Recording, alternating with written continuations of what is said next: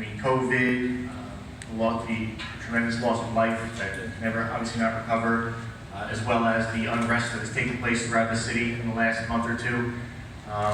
And we're here specifically to kind of talk about that and the looting that took place for several days back in early June, and how that's kind of affected where we are now, and how we at the 5th Precinct understand and feel about going forward.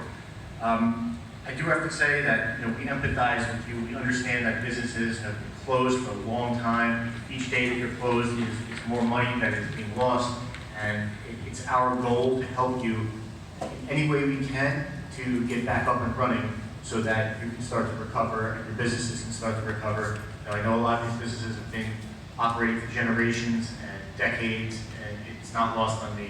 This is one of the few communities that still exist in this city that is grounded in culture and family, and we're committed to making sure that we get guys back in the swing of things as quickly and as safely as possible.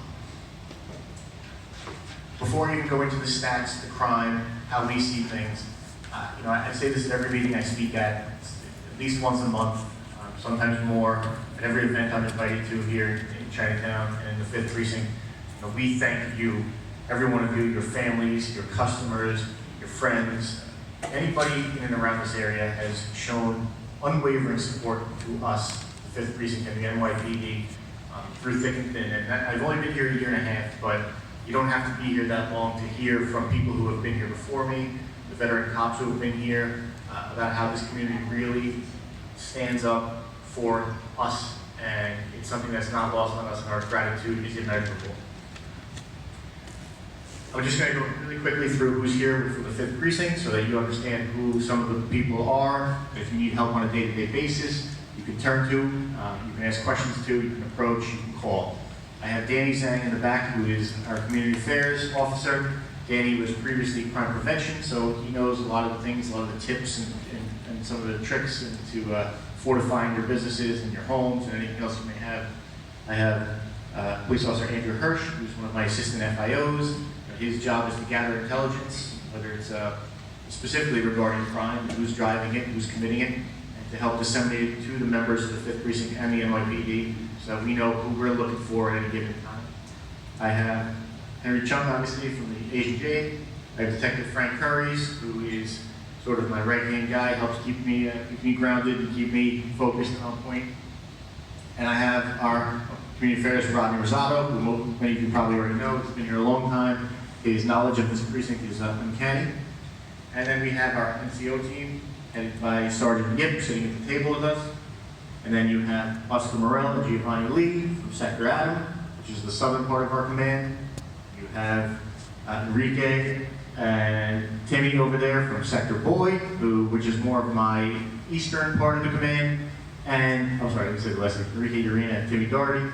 And you have Shanique Smith, Lucian Velasquez, and Riz Billy Campaign. So Sector Charlie, who handled most of the north and west side of the command. So all these people are integral parts of the 5th Precinct who help us to keep everything moving smoothly and safely. I'm going to take you really quickly through our crime, specifically for the last month or two, and then for the year, and sort of paint a picture of how we see things and to illustrate for you how there was a sheet. It's our CompStat sheet. It was available up front. It's broken into 7 categories, if you don't know: murder, rape, robbery, felony assault, burglary, grand larceny, and grand larceny with auto. The murders, we don't have any this year, thankfully. We still think about every day that tragedy in October where 4 homeless members of our community were brutally murdered on the streets. It was a really trying time for us. We're fortunate through good police work to apprehend the responsible individual immediately. He's still in jail. It still doesn't bring back those we lost, but nonetheless, we were able to at least make sure that justice was properly carried out. You look at the sex crimes and the rapes, and you go across, you're looking from left to right on your paper. It goes from the week to the 28th day to the year. We have 2 for the week, 4 against the 1, and 11 against the 6. So the second number would be our number for last year, how many we had. You'll see increases in all those categories, but it's important to note that late last year, our Special Victims Unit moved their office into the 5th Precinct. So when somebody reports a sex crime, if they don't know where it happened, it automatically gets recorded at their office, and therefore it's reflected in the 5th precinct. So our sex crimes are down, okay, but it looks like they're up because a lot of the unknown locations get reported here in the 5th precinct. Our robberies are down as well. We were at 1 against the 1 last week, 6 against the 7 for the period, and 38 against the 50 for the year. That's a 24% decrease. Obviously, we saw a decrease during the main months of the pandemic where there was nobody on the street. But we said, we're still holding the line, we're still keeping robbery down, and that's an important. Robberies are violent crime against individuals of our community who physically have property removed from them. So when we keep robbery down, we're very happy. It means that we're looking at the right people, we're in the right places, and we're making sure that people who live in, work in, and visit this community can move about freely without the threat of violence being done to them. Felony assault is the next category. We have an increase for the week and the month. As you can see, a 7 against a 6 and a 25 against a 21. What I can tell you is we are significantly down in felony assault. That 25, of that 25, 17 of those assaults have to do with the unrest and the protests that have taken place down by City Hall and One Police Plaza. Those are police officers who have been injured during the course of those events. It's unfortunate for us. It's unfortunate for us as a community to see that many people, that many police officers being assaulted by individuals who believe it's okay to put their hands on police officers. But as far as a marked decrease in felony assault, and that's reflected in the year as well at a 98 versus 117. Now, burglary is kind of the category that I would imagine a lot of you are here to discuss, specifically with the businesses. Burglary has been a challenge this year. Last year, burglary was extremely low. The year before, before I got here, it was up. Went down last year, and now we're seeing an increase. We're seeing a significant increase if you're to believe these numbers on the face. You see the 4 versus the 1, the 19 versus 5, which is 280% increase, and 133 versus 59, which is 125% increase for the year. First, let me tell you that 52 of those burglaries are from those several nights of looting, particularly on the west side of the precinct, along the Broadway corridor, along Lafayette, a couple in Chinatown, but the majority of them were on the west side of the precinct. So you could knock 52 of those, I would say knock those off because those are anomalies. That is not a typical condition. It's not a typical trend. We don't see that every day. We don't see that every year, and we don't expect that to be the norm at any point. We are still up in burglary. I'm going to get into some of the specifics, particularly the ones that affect you guys in this area here, along Elizabeth, along Mott, along Mulberry, and what we're seeing there. But for the most part, a lot of these burglaries are attributed to those 4 or 5 days. Grand larceny is our typical main property crime. It's usually the one that generates the most quantity. It can be perpetrated in a number of ways, from pickpockets to bag dips to snatches to leaving a bag with your credit card to phone scams. We've seen it all here in this precinct, but it's down significantly. It was down significantly prior to COVID, and it's continued to go down significantly. So that is good. In the last couple of weeks, we've seen some pop up. These are more crimes against individuals, unless you are an establishment where you have high-end merchandise and shoplifting, expensive items becomes a common practice. But the key here is vigilance, is individual vigilance. When you're walking on the street, you're on your phone, you're listening to the music, whatever you're doing, be aware of your surroundings. Understand that people, if you have a bag hanging off your shoulder, there are individuals and teams out there who are professional at opening up those bags, getting into your wallet, taking those credit cards, and using them. They're not usually using them at Bloomingdale's or Saks Fifth Avenue. They're usually going to McDonald's or Rite Aid and buying candy and food, but nonetheless, those are grand larcenies. And as we see more foot traffic, more vehicular traffic out and about on our streets, we see that start to rise a little bit. Not to an alarming rate, rest assured, it's still down, but as people go out, we do see more of that. Leaving bags on the street, leaving city bikes or regular bicycles unattended when you go to get a cup of coffee. These things all lead to property crimes. This is New York City. Although the vast majority of crime is perpetrated by a very small number of individuals, these individuals are opportunists. They will take advantage of you when and where they can. The last category is the grand larceny of the auto. This is all across the city all year. It's up here as well. We see an increase for the week at 2, 4 against the 1 for the period, and 11 versus 6 for the year. Most of our cars, not most, but a lot of our cars get stolen when individuals park them on the side of the street and run into a restaurant or run to a store, albeit they say it's for a couple minutes to get a cup of coffee, but they leave the car running.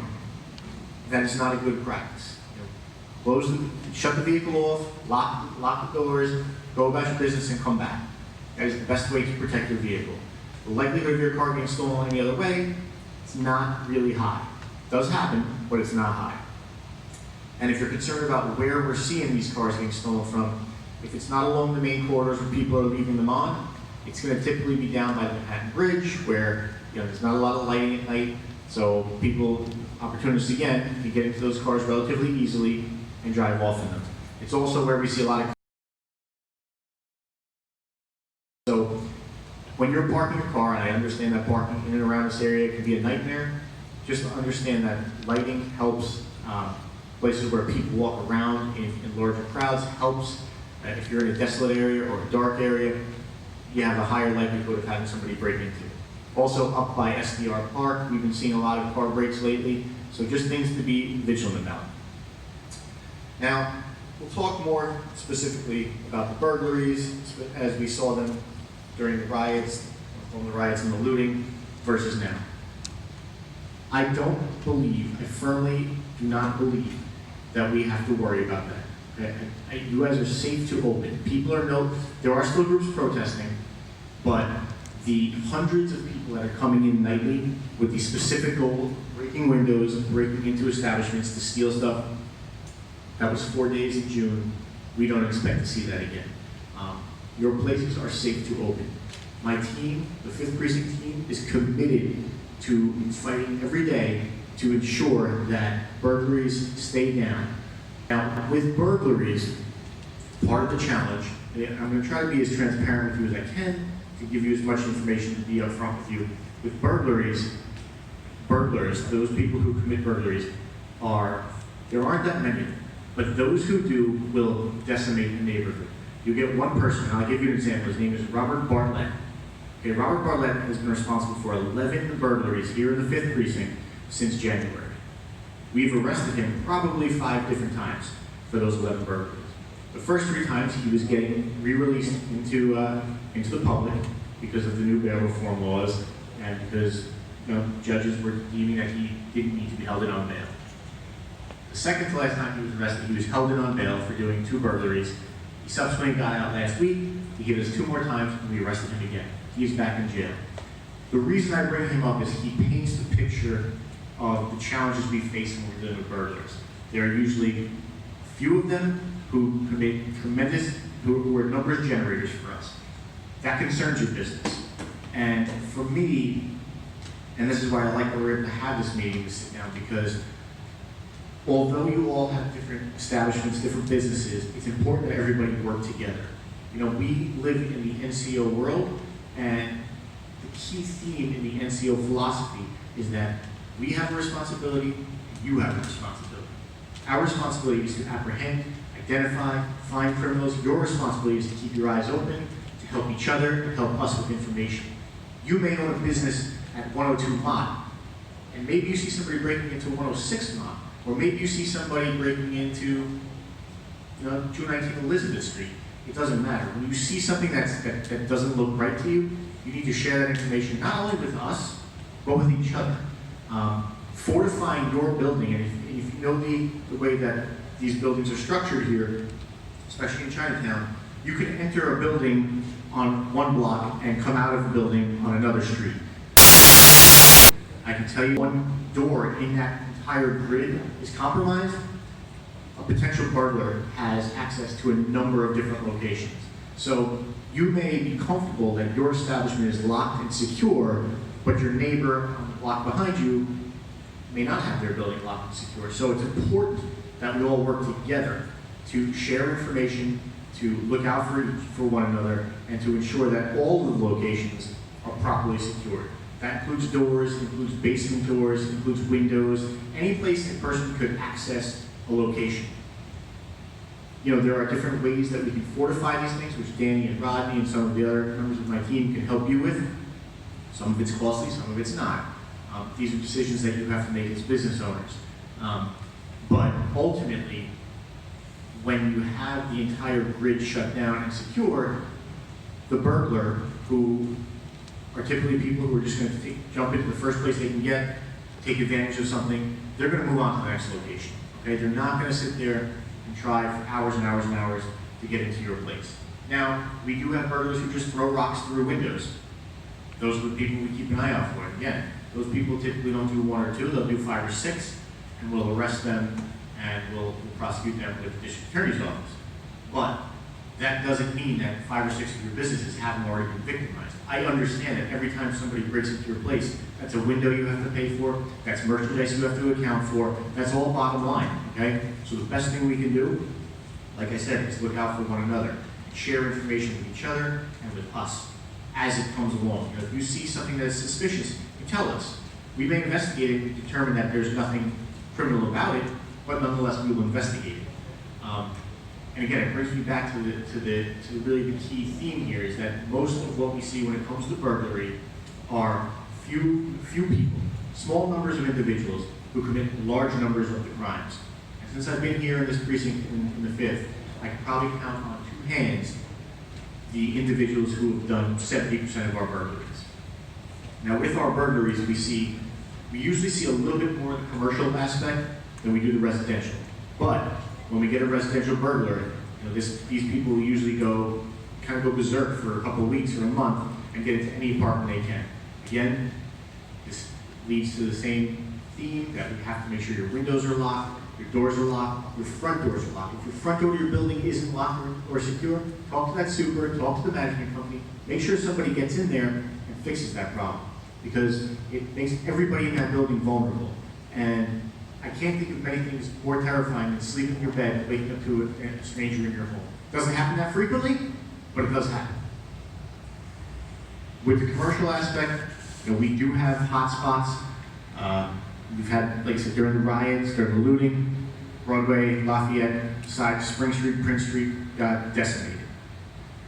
But ultimately, traditionally, we really see the problems along Elizabeth, Mott, Mulberry. That is, and some of the side streets, obviously, that intersect them. But those are our hot spots. You know, my second Charlie team, Lucy and Billy, they 95% of what they do is combating burglaries in and around these areas. So it's important to make sure that we're all on the same page when we're looking at prevention aspects and things that are happening in that area. Question? By the way, we'll have questions later at the end. If anybody has anything, I will answer any questions that I can from anybody that is here. So with that said, there is a slight increase in burglary, but it is not an anomaly. It is not something that is so ungodly in increase that we feel it is unsafe for you to open. I can tell you that I'm very, very, very confident that what we saw in early June is done and over with, and what we're seeing now is more the normal course of business here in the 5th precinct. You know, we are very fortunate that we're not a violence-driven precinct, but we are a property crime-driven precinct. And burglary is one of those crimes. So it is incumbent upon all of us to make sure that we're doing everything we can to prevent these burglars. Now, there are things we can get out to you. You know, we don't have issues getting pictures to you guys, to you people, of people that are committing these burglaries, if we have them identified. And that's something we can discuss. And we can put together an email chain where if somebody pops up that we know is somebody who commits these crimes, we'll get it out to you. You know, the more people that are out there looking for them and have eyes on the ground, the quicker the information gets to us, the quicker we apprehend the person, and there's no way to estimate how many burglaries we can prevent from happening in that fashion. So that's really where we stand, where I stand, as far as my analysis, our analysis in the 5th precinct. One thing I can tell you, I know everybody here reads the news, everybody here watches the news. There's a lot of concern about what cops are able to do, how we're able to help you. I am committed to assuring you that the team in the 5th precinct, understands how much this community supports us. The 5th precinct understands that, is grateful for that, because Although the vast majority of the people throughout the city are good, and in my mind, I really do believe support the police, it's here in the 5th precinct where you actually show it, you actually demonstrate, and you're vocal about it. Our commitment to you is unwavering. We will be out there day in and day out. And every member of the 5th precinct is looking for and vigilant for anybody who seeks to do harm to any individual, any business, any property in this command. Okay? And that will remain so no matter what the challenges are for us. We have challenges that we have to overcome. We know that. Okay? But we don't have the luxury of not working. We have the responsibility of helping you. And we were committed to doing that, and we will continue to do that. So at this point, that's really my whole little prepared thing. If anybody has questions, by all means, we have microphones. We can get them out to you, and again, ask anything, because this is an opportunity. If it's not, it doesn't have to be directed to me. It could be any member of our team, whatever's on your mind. And again, ideas help as well. If you have an idea that you think might work, spitball it towards us, and we can come up with something that might actually be feasible to help